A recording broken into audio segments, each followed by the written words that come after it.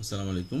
চলো আজকে আমরা এনসিটিভি অনুমোদিত পাঠ্য বইয়ের কিছু গুরুত্বপূর্ণ এমসিকিউ প্রশ্নোত্তর সমাধান করি।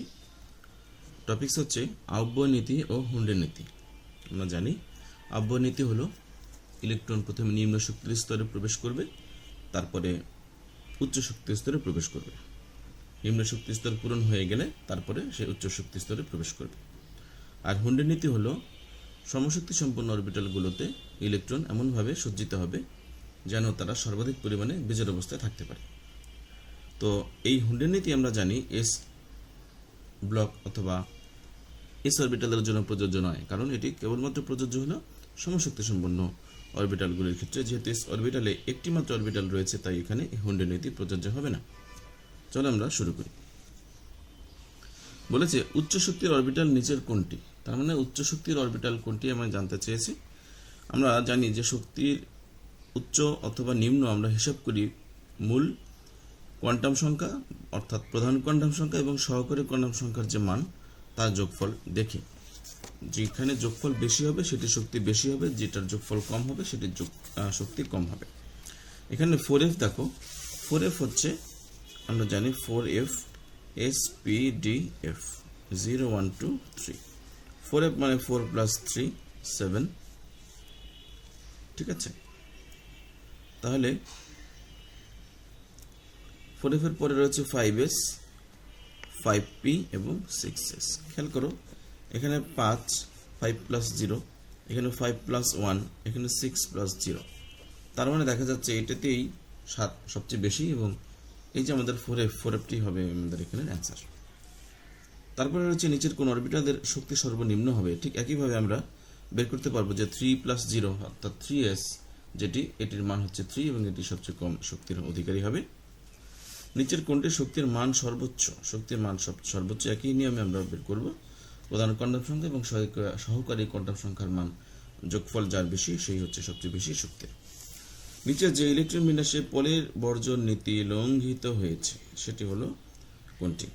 পলির বর্জন নীতি মূলত আমার মনে হয় এখানে ওরা উত্তর করতে গিয়ে পলির বর্জন নীতি এখানে হুন্ডের নীতি হবে, ঠিক আছে। হুন্ডের নীতি হবে এখানে। হুন্ডের নীতিতে খেয়াল করো আমরা জানি যে শক্তি সম্পন্ন অরবিটালগুলোতে ইলেকট্রন বেজোর বেজোর করে থাকবে, তাই না? তাহলে এখানে দেখো বেজোর বেজোর করে ইলেকট্রন রয়েছে, আবার এখানেও বেজোর বেজোর করে ইলেকট্রন রয়েছে, এখানে বেজোর বেজোর করে ইলেকট্রন রয়নি। এইটি হচ্ছে জোর এবং এই দুটি হচ্ছে বেজোর, এবং এটির জন্য কিন্তু আমরা জানি হুন্ডের নীতি প্রযোজ্য নয়। হুন্ডের নীতি প্রযোজ্য নয়।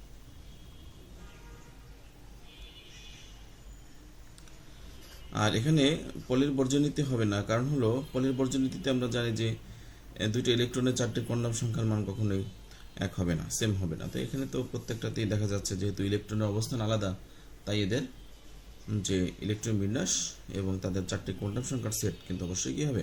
আলাদা হবে, ঠিক আছে। তারপরে দেখো একটি মৌলের পরমাণুর স্তরের দুটি অরবিটালের ইলেকট্রন বিন্যাস দিয়ে দিয়েছে 3d10।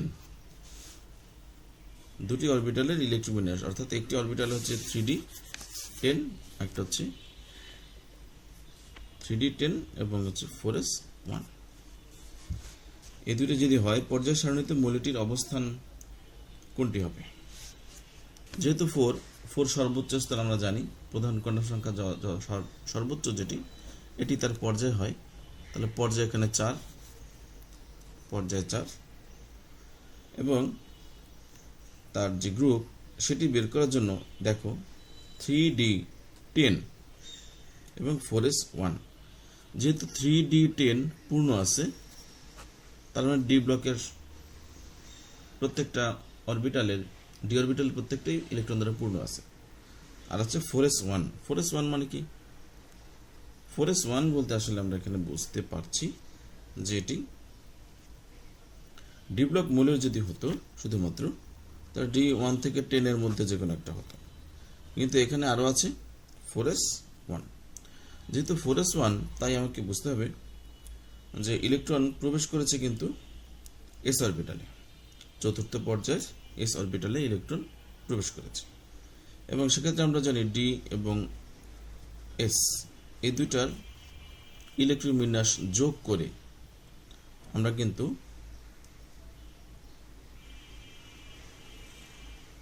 মোট গ্রুপ সংখ্যাটা বের করি। তাহলে এখানে দেখো 10 হচ্ছে গিয়ে আমার ডি অরবিটালে থাকা ইলেকট্রন এবং 1 হচ্ছে আমার 4s অরবিটালে থাকা ইলেকট্রন। তাহলে আমার 10 আর 1 যদি আমরা যোগ করি তাহলে 11 হয় এবং 11 হচ্ছে 11 নম্বর গ্রুপ হচ্ছে এটির অবস্থান।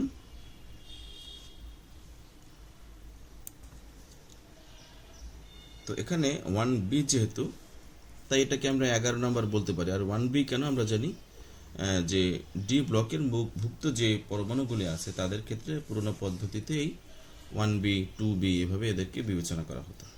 তো স্বভাবত এটা বোঝাই যাচ্ছে যে 3d9 ছিল এবং 4s2 ছিল এবং এটিকে ব্যালেন্স করার জন্য এটি যেহেতু অস্থায়ী তাই এখান থেকে একটি ইলেকট্রন এখানে চলে এসেছে এবং 3d10 তৈরি করে এটিকে 4s1 তৈরি করেছে।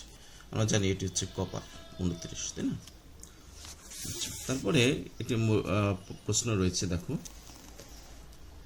এম মোলের আয়ন M+ সম্ভব কিন্তু M2+ সম্ভব নয়। আমরা জানি M একটি মৌল যার M+ সম্ভব, তার মানে একটি ইলেকট্রন সে ত্যাগ করতে পারে, আর একটি ইলেকট্রন ত্যাগ করলে দ্বিতীয় ইলেকট্রনটি আর তার পক্ষে ত্যাগ করা সম্ভব হয় না। এটি হবে গ্রুপ 1-এর একটি মৌল, যেটির প্রথম ইলেকট্রনটি সহজে ত্যাগ করা সম্ভব হলেও দ্বিতীয় ইলেকট্রনটি সম্ভব হয় না। কারণ হলো দ্বিতীয় ইলেকট্রনটি ত্যাগ করতে গেলে তাকে অষ্টক ভেঙে ওই ইলেকট্রনটি ত্যাগ করতে হয়। তো মৌলটির পরমাণু বহিস্তরের ইলেকট্রনের কাঠামো কোনটি হবে? যেহেতু আমি প্রথমেই বলেছি গ্রুপ 1-এর, তাই অবধারিতভাবে এই উত্তরটি হবে NS1, তার মানে বি হবে আনসার। দুটি মৌলের পরমাণুর বহিস্তরের ইলেকট্রনীয় কাঠামো NS2np1 এবং NS2np6 হলে কোন মৌলটি পর্যায় সারণীর কোন গ্রুপে অবস্থিত? এটি ক্রিটিক্যাল টাইপের কোশ্চেন, একটু খেয়াল করবা। তো দুটি মৌলের ইলেকট্রিক বিন্যাস কি কি দেওয়া আছে? ইলেকট্রিক বিন্যাস দিয়েছে NS2np1 এবং NS2np6। দেখো NS এবং NP দুইটাই সমান সমান শক্তি স্তর, তাই মোট ইলেকট্রন সংখ্যা হিসাব করলে আসে 8। তাহলে এটি অষ্টক পূর্ণ আছে, এটি 18 নম্বর গ্রুপে আছে, 18 নম্বর গ্রুপে আছে আর বা শূন্য গ্রুপে আছে। আর এটির ক্ষেত্রে NS2np1, তার মানে লাস্ট ইলেকট্রনটা কিন্তু কোথায় প্রবেশ করেছে? পি অরবিটালে প্রবেশ করেছে। লাস্ট ইলেকট্রনটা পি অরবিটালে প্রবেশ করেছে এবং পি অরবিটালে প্রবেশ করার কারণে এখানে মোট ইলেকট্রন সংখ্যা আমাদের কাউন্ট করতে হবে, এই দুইটা যোগফল এবং 10 যোগ করতে হবে। যদি ওই নিয়মে হয় 10 যোগ 3 সমান 13, এটা হচ্ছে নতুন পদ্ধতি। আর যেহেতু অপশনের মধ্যে 13 নাই, আছে গ্রুপ 3, তাই এখানে আমরা 1 এইভাবে বলবো, গ্রুপ 3 নাম্বার উপস্থিত আছে এখানে। তার মানে এটি ওই যে পুরাতন পদ্ধতি যেটি, সেটির মাধ্যমে এটি করা হয়েছে।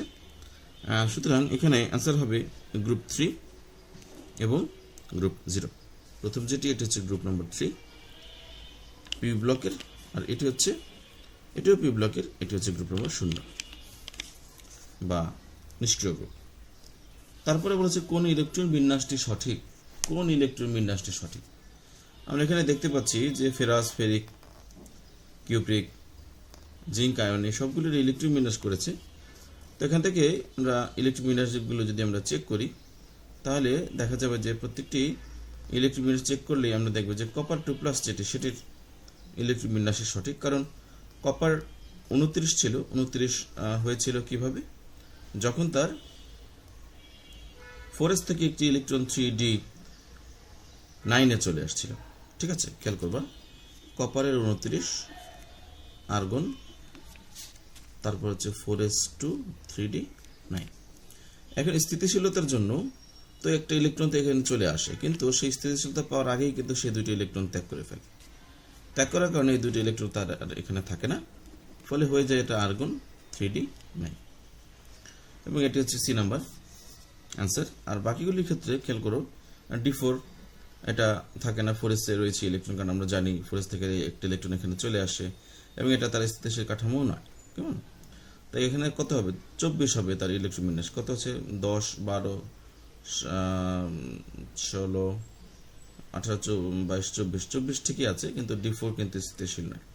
ঠিক আছে, এটা স্থিতিশীল নয়, কারণ এটা হবে না।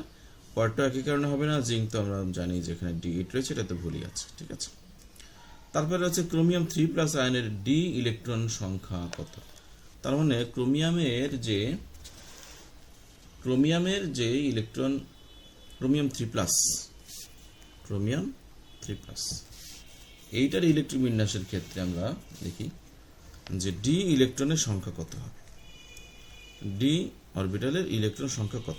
ক্রোমিয়াম আমরা জানি 24, তাই না? তাহলে আর্গন করার পর আমরা কি করব?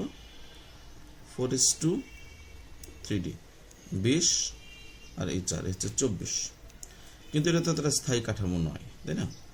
তাহলে কি করবে সে? 3টা ইলেকট্রন সে ত্যাগ করবে।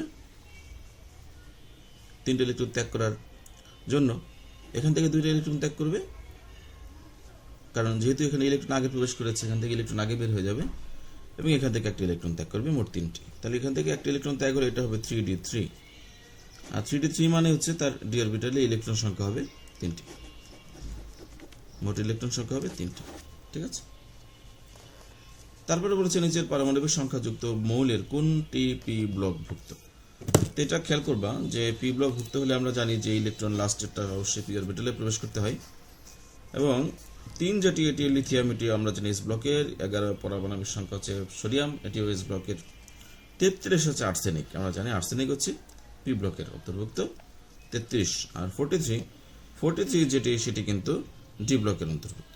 ঠিক আছে, তো এখানে আর্সেনিকের সর্বশেষ শক্তি স্তরের ইলেকট্রন বিন্যাস হচ্ছে 3D10, 4s2 এবং 4p3। যেহেতু ইলেকট্রন লাস্টেরটা পি অরবিটালে প্রবেশ করেছে, তাই এটি হবে অ্যান্সার। তারপরে হচ্ছে একটি ব্যতিক্রম ইলেকট্রন বিন্যাসের কথা বলেছে। আমরা জানি যে ল্যান্থানাইট যেটি 57, এটির ইলেকট্রন বিন্যাস 4f এ প্রবেশ না করে সর্বশেষ ইলেকট্রনটি 5d তে প্রবেশ করে, অর্থাৎ 4f এ কোনো ইলেকট্রন থাকে না, সেটি 5d তে চলে যায়, এবং এটি তার একটি ব্যতিক্রম হিসেবে আমরা চিনি। সুতরাং এখানে ব্যতিক্রম ইলেকট্রন বিন্যাস হচ্ছে ল্যান্থানাইটের। ম্যাঙ্গানিজ, ব্রোমিন এবং আর্সেনিক কোনটি তার ইলেকট্রন বিন্যাসের ব্যতিক্রম নয়। তারপর জিরকনিয়ামের ইলেকট্রন বিন্যাস, সেটা আমাদের পারমাণবিক সংখ্যা মুখস্থ থাকতে হবে, তাহলে আমরা পেরে যাব। জিরকনিয়াম হচ্ছে 40, তো ক্রিপ্টনের 36, 8 দিয়ে 38, 8 দিয়ে হচ্ছে 40। তো এটি হচ্ছে তার ইলেকট্রন বিন্যাস। অধিক স্থিতিশীলতার জন্য কোনটি সঠিক? আমরা জানি অধিক স্থিতিশীলতার জন্য D9 বা D4 থাকলে সেটি D10 বা D5 এ পরিণত হয়, তার পার্শ্ববর্তী এস অরবিটাল থেকে ইলেকট্রন নিয়ে নেওয়ার কারণে। এ কারণে দেখো, অধিক স্থিতিশীলতার জন্য আমরা S1D10 এটাকেই কাউন্ট করব।